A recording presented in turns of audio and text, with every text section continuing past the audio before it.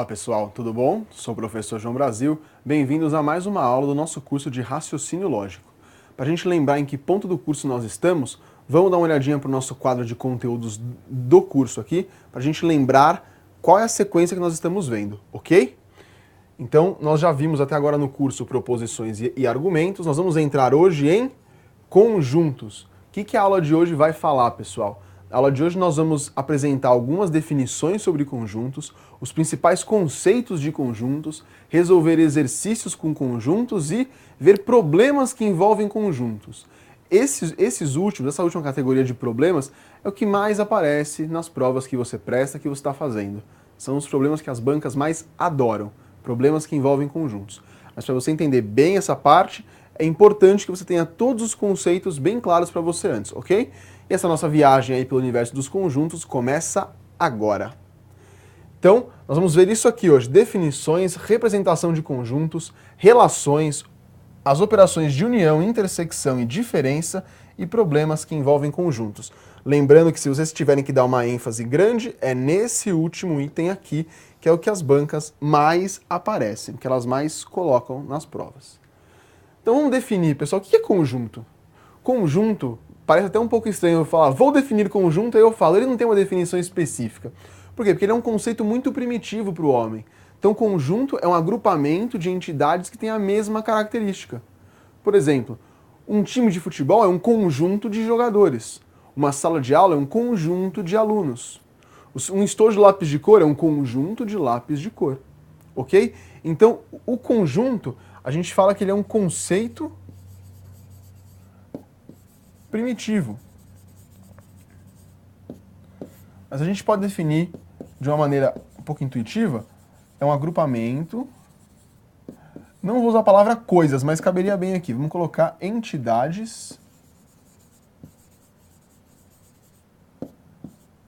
com características em comum. Ok? E o que é um elemento? Elemento, ele faz parte do conjunto. Ele é o componente do conjunto. Por exemplo, eu vou pegar um conjunto, que eu vou chamar de conjunto A, que vão ser amigos. Vamos chamar o Júlio, a Júlia, e como eu sou muito criativo, a Juliana. Então, Júlio é um elemento desse conjunto. Júlia também é um elemento. Juliana também é um elemento. Eu vou pegar um conjunto das vogais. A, E, I, O, U, por exemplo. Então, cada letra aqui, pessoal, ela é o quê? Ela é um elemento do meu conjunto. Posso pegar um outro conjunto, conjunto dos números naturais menores iguais a 5. 4, 5. Cada número é elemento do meu conjunto, ok? Essas são as primeiras definições. O que é conjunto universo, pessoal? Conjunto universo é o conjunto o qual pertencem todos os elementos.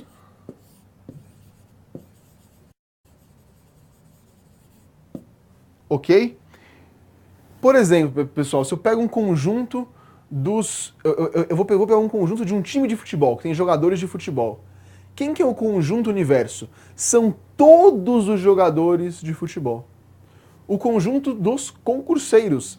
Quem é o conjunto universo? São todas as pessoas que estão prestando um concurso público. O conjunto dos funcionários públicos. O conjunto universo são todos os funcionários públicos do Brasil, por exemplo. Então, o conjunto universo é aquele conjunto que ele agrupa todos os elementos. Aí, de repente, por exemplo, eu tenho todos os funcionários públicos, mas eu tenho os funcionários da Receita Federal. Eles são um outro conjunto, mas eles pertencem ao conjunto universo de todos os servidores públicos. Ok? O que é conjunto unitário, pessoal? É outra definição de hoje. É o conjunto com um único elemento. Por exemplo, eu quero saber o conjunto do presidente da República. Só tem um presidente da República. Então o conjunto ele tem um elemento. O conjunto do presidente da Câmara municipal aí da sua cidade tem um elemento, só tem uma pessoa. O conjunto do professor de física de uma escola. Suponha que só tenha um professor de física na escola, o conjunto vai ter um elemento, conjunto unitário. E conjunto vazio? É um conjunto que não tem elementos. Sem elementos. Por exemplo, se eu falar, olha, eu quero o conjunto dos reis atuais do Brasil. O Brasil tem rei? Não tem rei. Então o conjunto vai ter elemento? Não vai. O Brasil não tem rei, não tem rainha. Ah, ele já teve antes. Mas okay, eu tô falando agora. Então, nem a gente vai entrar se o Brasil teve rei ou não teve rei, que isso aqui é uma aula de raciocínio lógico, não de história. Mas você também tá craque em história, com certeza. Mas o conjunto vazio, então, ele não tem elementos. Como que eu represento o conjunto vazio? A gente representa ou com colchete aberto, abre um colchete e fecha, sem nada dentro, não coloca nada aqui, ou, é importante que ou, não vá misturar as duas coisas, pessoal, ok? Ou eu faço um zero, ou uma bolinha, e eu corto. Essas duas coisas significam conjunto vazio, ok? E eu tenho 3 maneiras de representar um conjunto, pessoal.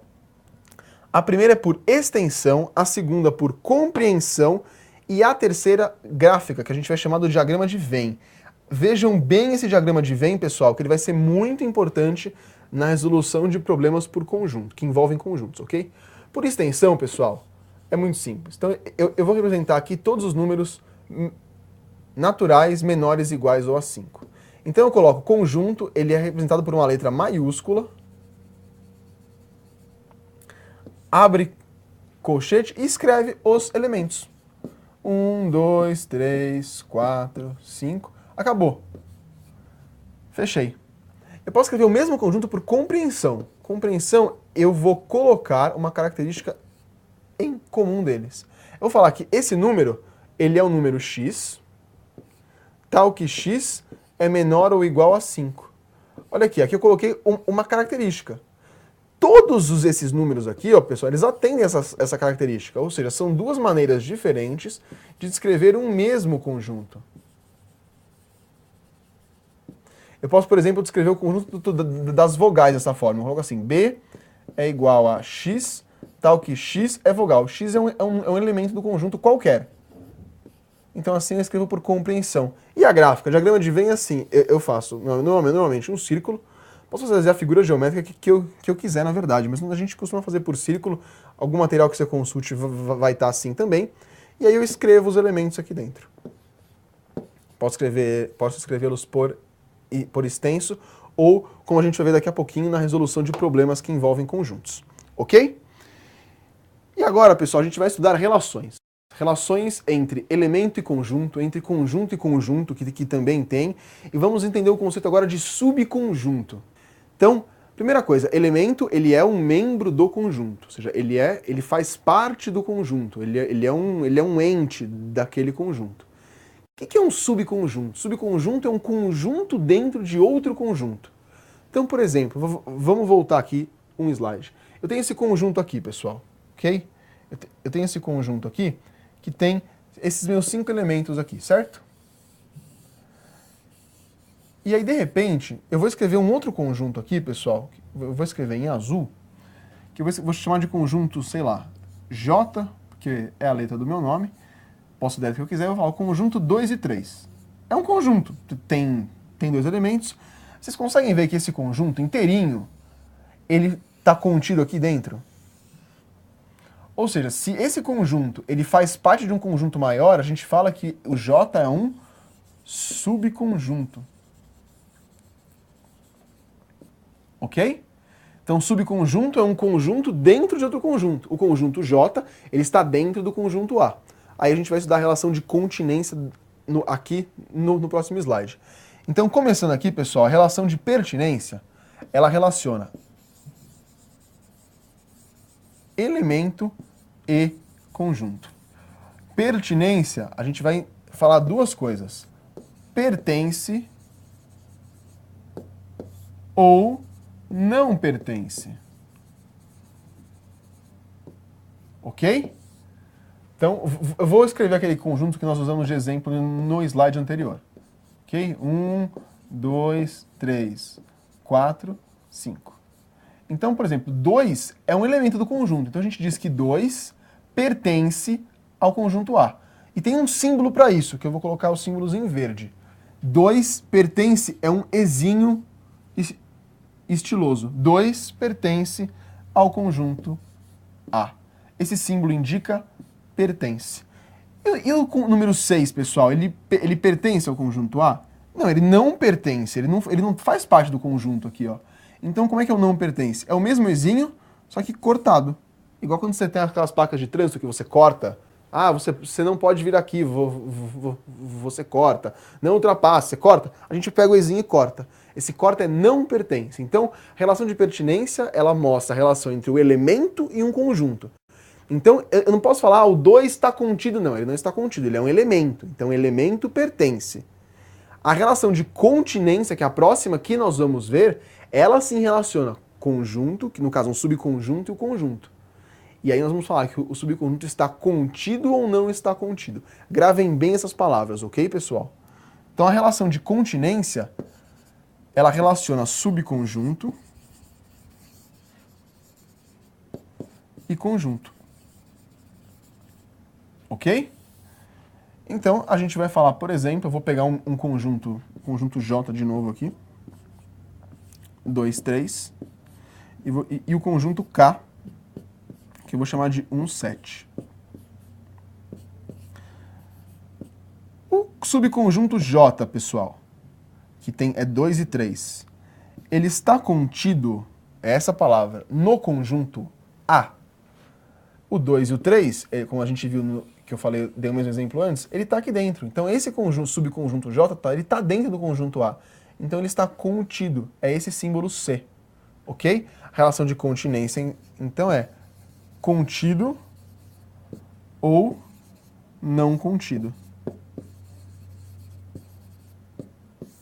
O conjunto K, 1 e 7, está contido no conjunto A? O 1, tá, mas tem 7 no conjunto A? Não tem. Então o K, ele não está contido, é o mesmo símbolo, porém cortado. Certo, pessoal? E a igualdade de conjuntos? A igualdade de conjuntos, ela vai relacionar conjuntos.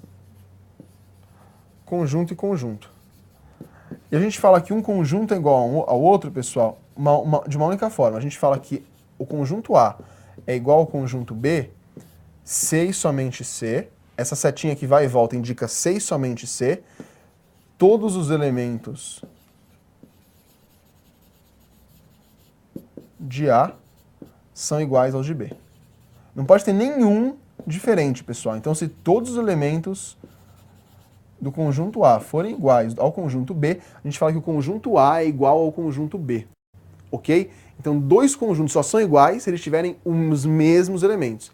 Ah, mas o conjunto B tem um elemento a mais, mas todos os outros são iguais. Então, os conjuntos não são iguais. Você pode falar em subconjunto, etc. Mas jamais em igualdade. Tranquilo, pessoal? Não é difícil, a gente vai fazer alguns exemplozinhos aqui para vocês ficarem extremamente craques e afiados nesse tópico. Vamos lá então, pessoal. Eu dei aqui 3 conjuntos e eu dei algumas relações para vocês tirarem aí. Dê uma pausa no seu vídeo aí, tentem fazer, depois venham ver a resposta comigo. Vamos lá então, pessoal? Bom, ele quer saber se o 4 em relação ao conjunto A. Vamos olhar o conjunto A aqui. O conjunto A está aqui. 4 é um elemento. Então, elemento é pertence ou não pertence, certo? Tem 4 no conjunto A? Não tem. Tem 1, 3, 5 e 7. Então, o 4, ele não pertence ao conjunto A. E o 3? O 3, ele está aqui no conjunto A. Então, ele pertence ao conjunto A. B e A. B é um conjunto.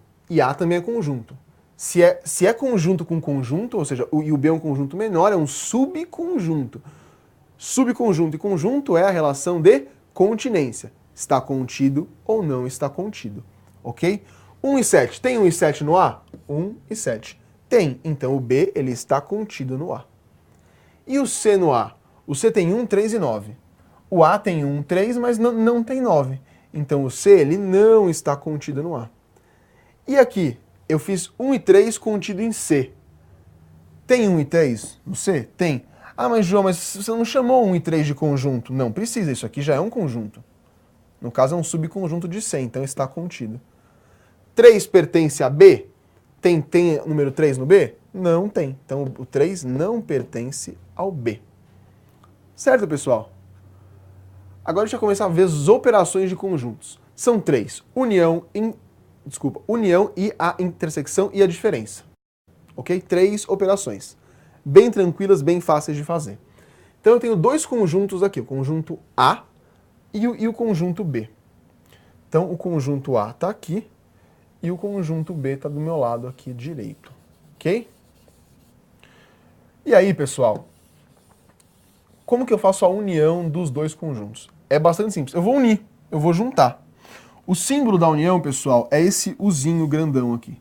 Então eu escrevo aqui A união com B. Parece A ou B, mas é isso mesmo, A união com B. Como que eu escrevo A união com B, pessoal? Eu vou pegar todos os elementos que tem e eu vou escrever. Ah, João, e os elementos que tem repetidos, preciso escrever 2 vezes? Não, não tem necessidade nenhuma. Então, ó, eu tenho 1 no A, aí eu tenho 3. O 3 tem no A e tem no B, então coloca do mesmo jeito. 4 tem nos 2, aí tem o 5 que tem no B, o 6 que tem no A, o 8 e o 9. Repara que eu peguei e eu juntei todos os conjuntos, todos os elementos do conjunto. Eu só descartei o repetido. Eu não preciso escrever 3 2 vezes, porque tem 2 3, nem 2 vezes o 4. Ok? Então esse é a união com B. É só eu pegar os elementos do A e do B e juntar tudo numa coisa só. Sem precisar escrever os repetidos 2 vezes. Ok? Essa é a união. Vamos ver agora a intersecção. Intersecção, o símbolo dela é um U de cabeça para baixo. A gente fala assim, A intersecção com B. Ou para os íntimos, A inter B. Okay? A inter B é a intersecção do conjunto A com o B. Intersecção, pessoal, é o que eles têm em comum.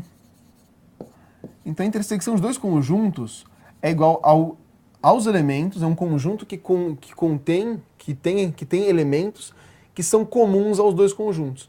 Então tem elementos que são comuns ao conjunto A e ao conjunto B, ou seja, que são iguais nos 2 conjuntos? Tem. O elemento 3 é 1, ó. O 3 pertence ao A e pertence ao B. E o 4? O 4 pertence ao A e pertence ao B. E só. Então A inter B, A intersecção com B, é igual a 3, 4. É o que eles têm em comum. Ok, pessoal? E por fim, a diferença. Cuidado, a diferença é o menos. Só que A menos B é diferente de B menos A. Ok? Por quê? Como é que é a operação de diferença de conjuntos, pessoal? Ela é bastante simples. Ela ocorre, pessoal, da seguinte forma. Eu vou pegar, por exemplo, o conjunto A menos o conjunto B. Então, eu vou pegar os elementos do conjunto A, que estão aqui, eu vou descartar deles os elementos que ele tem em comum com o B. Então, eu vou descartar a intersecção. O que sobrar no conjunto A é o resultado da minha diferença. E o que sobrar no conjunto B? Não me interessa, joga fora. Ok? A mesma coisa, se eu fizer B menos A, eu vou achar a intersecção entre o B e o A, descarto e fico com o que sobrar do conjunto B. O que do conjunto A eu jogo fora. Ou seja, eu vou ficar com o que sobrar do primeiro conjunto aqui, pessoal. Ó. Então é o primeiro conjunto que vai mandar na minha operação. Então eu vou fazer A menos B, pessoal. Vamos lá. Então me interessa o A. Quem que é a intersecção entre eles? A gente já viu que é o 3 e o 4. Então eu vou descartar o 3 e o 4. Quem que sobrou? 1 e 6. Então a diferença A menos B é igual a 1 e 6. Ah, mas aqui sobrou 5, 8 e 9. Não me interessa. Me interessa do A, porque o A é o primeiro. E B menos A? Agora vai me interessar o B. Eu vou descartar a intersecção aqui. 3 e 4. Sobrou quem? 5, 8 e 9. E o que sobrou do conjunto A é lixo. Não me interessa, não quero saber. Tá? Tranquilo, pessoal? Essa é a diferença. E o último item teórico é como a gente descobre o número de elementos do conjunto união. Então isso aqui, quando eu escrever assim, pessoal, N parênteses A, eu tô querendo saber o número de elementos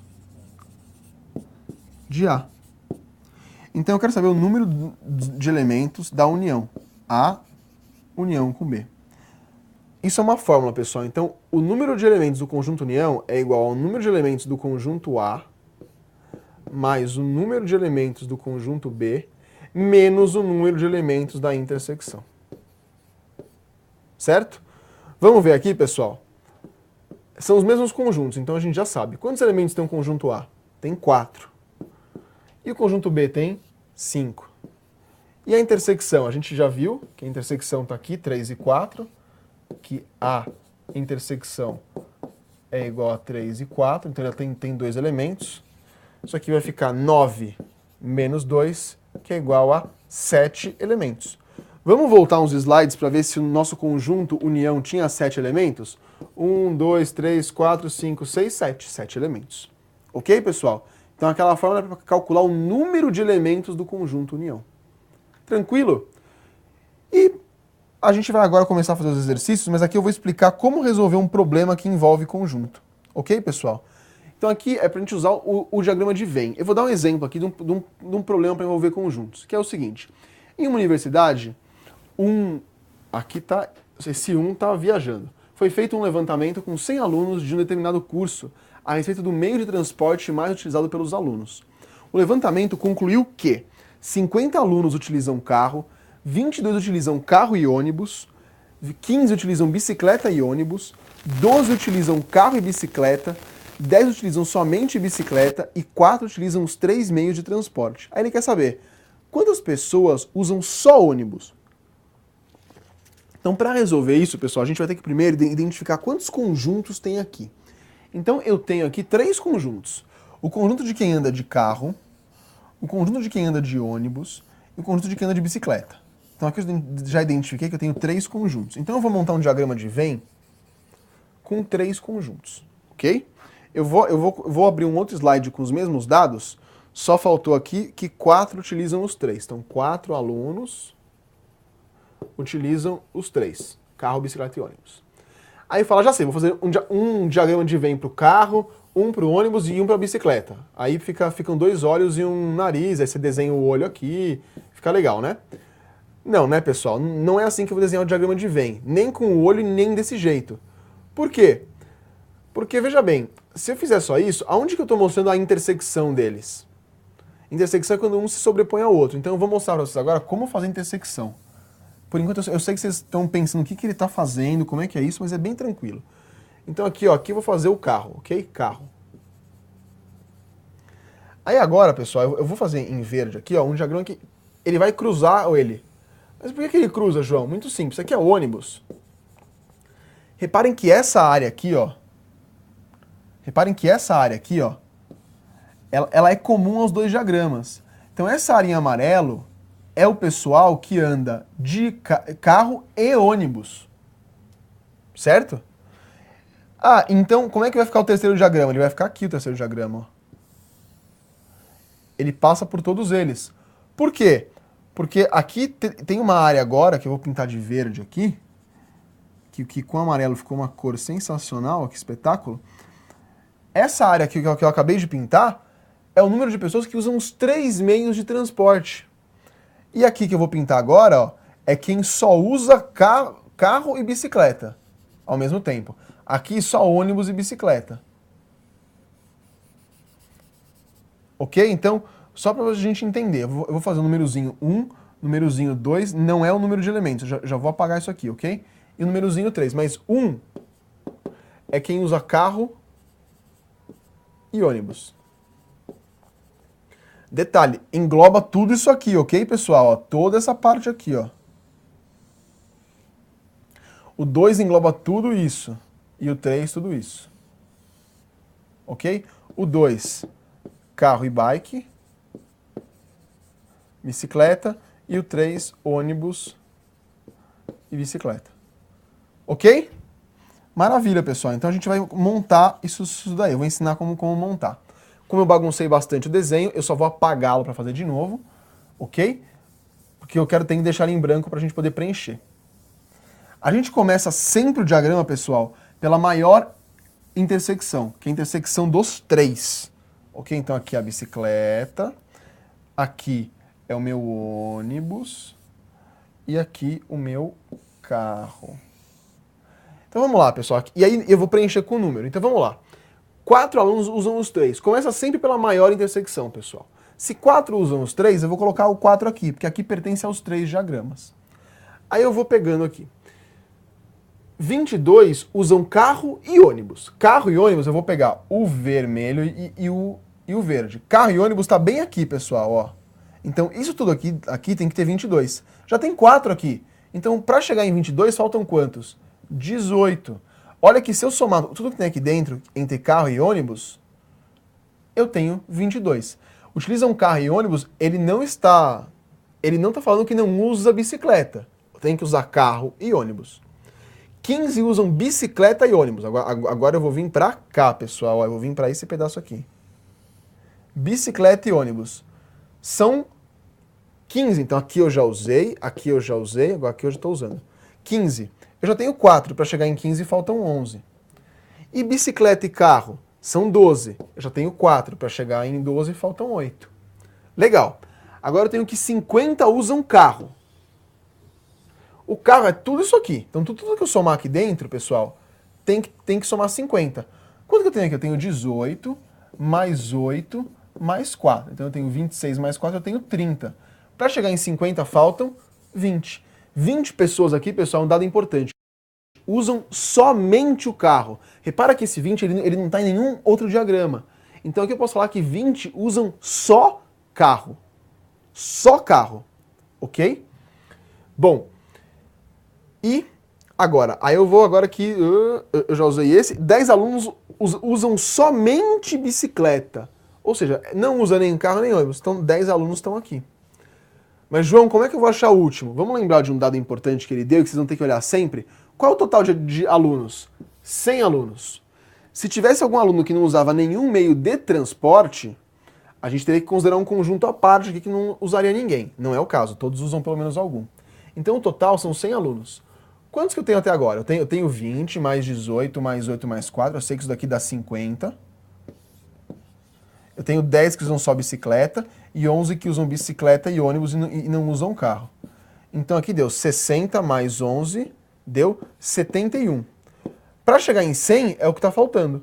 Ou seja, 29 alunos, pessoal, usam somente o ônibus.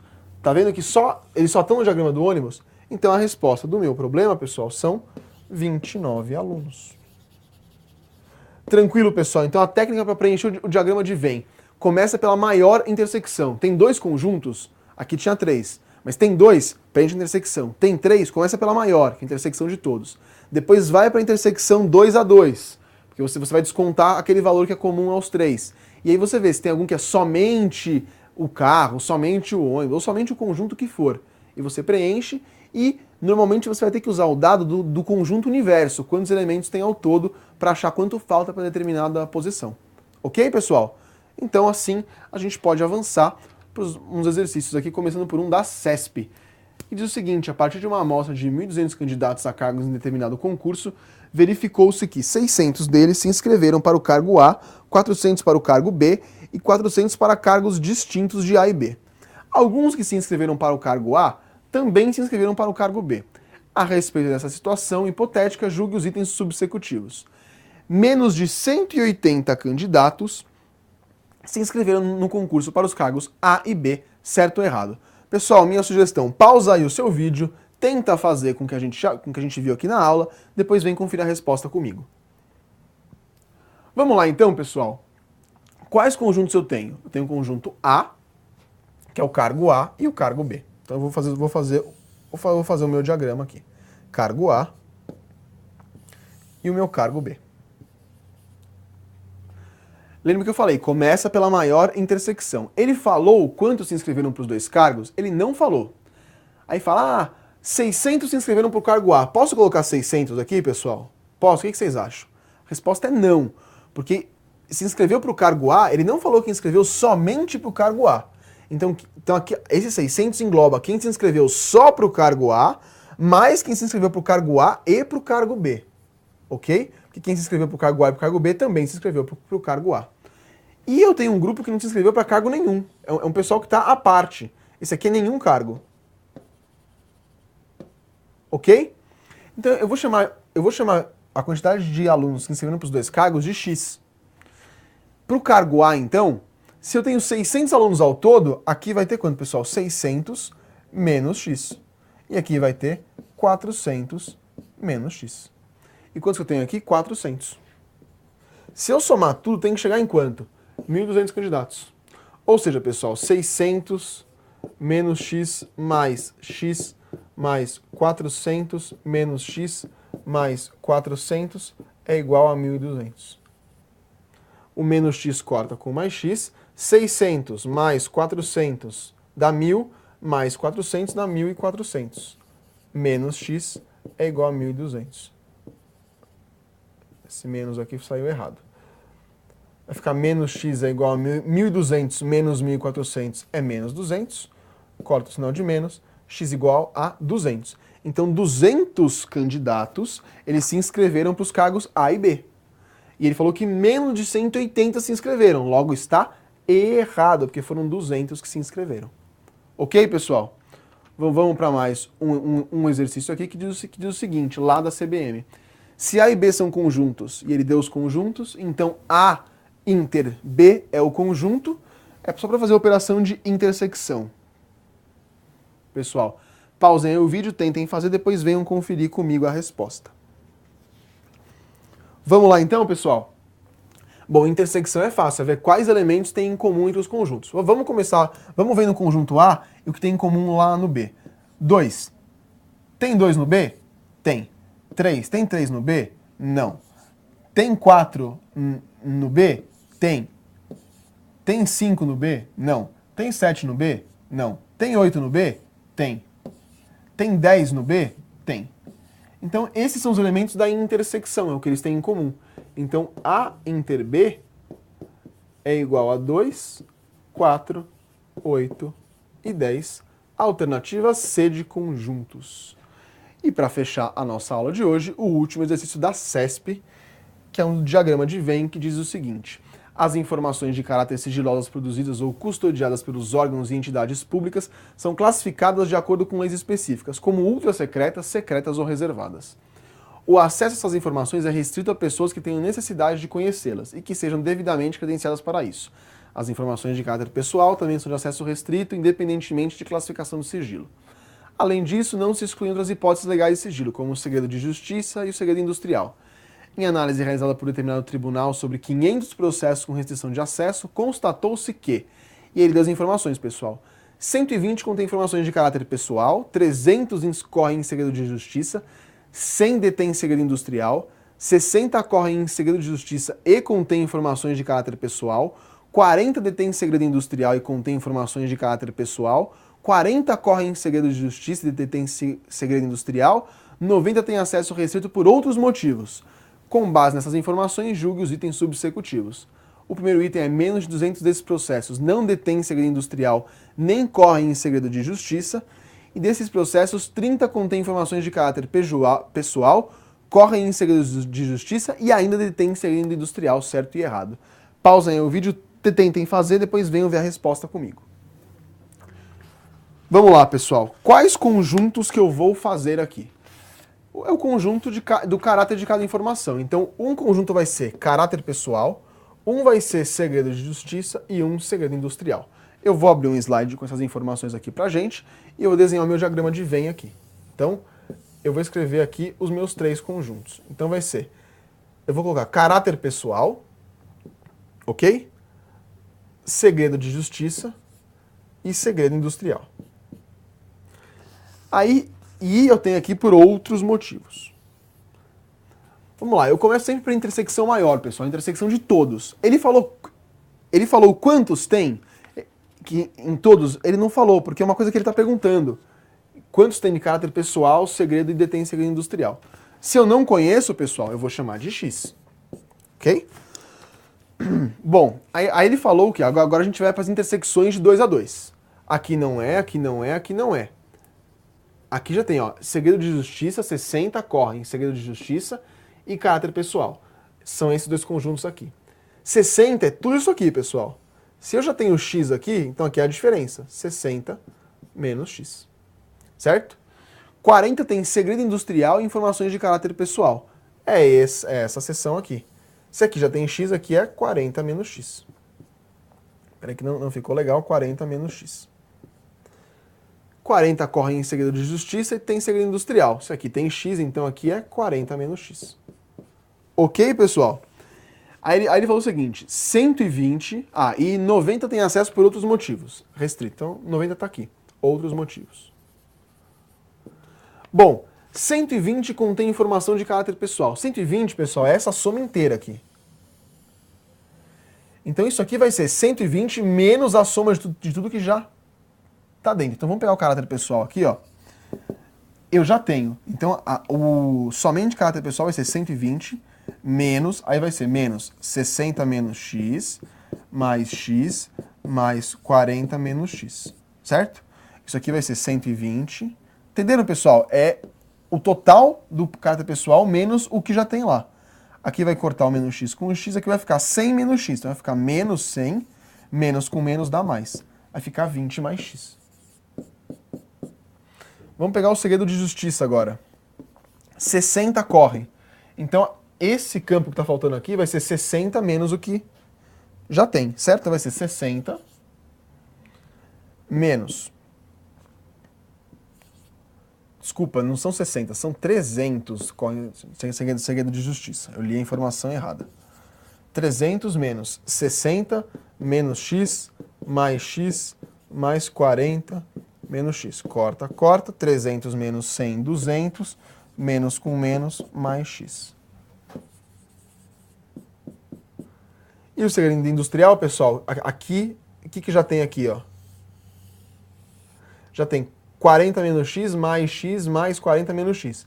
Vai ficar 80 menos x. E 100 corre em segredo industrial. Então vai ficar 100 menos 80 menos x, que vai dar 20 mais x. E a soma de tudo, pessoal, tem que dar quanto? Os 500 processos que ele falou no começo do problema. Ok? Então aqui a gente vai somar tudo e tem que dar igual a 500. Eu já vou somar todas essas partes, a gente vai chegar na seguinte expressão. 470 mais x é igual a 500. Aqui eu vou chegar que o x vale 30. Quer dizer que 30 processos correm nos 3 segredos. Então a gente vai... 30 processos contêm informações de caráter pessoal está correto. Menos de 200 desses processos não detêm segredo industrial, nem correm em segredo de justiça. Não detém segredo industrial, nem corre segredo de justiça, quer dizer o quê? Eles têm somente caráter pessoal, certo? Ou seja, eles não têm nada, nem segredo de justiça, nem segredo industrial. Se eu fizer 30, isso aqui vale 50. A informação dele é menos de 200, realmente, 50 é menos de 200, a alternativa está correta. Ok, pessoal? Finalizamos aí a nossa aula sobre conjuntos. O mais importante é que você grave bem esse final, como resolver problemas que envolvem conjuntos. É o que a banca mais adora colocar nas provas. Maravilha, pessoal? Então é isso aí, valeu, obrigado e até a próxima. Tchau!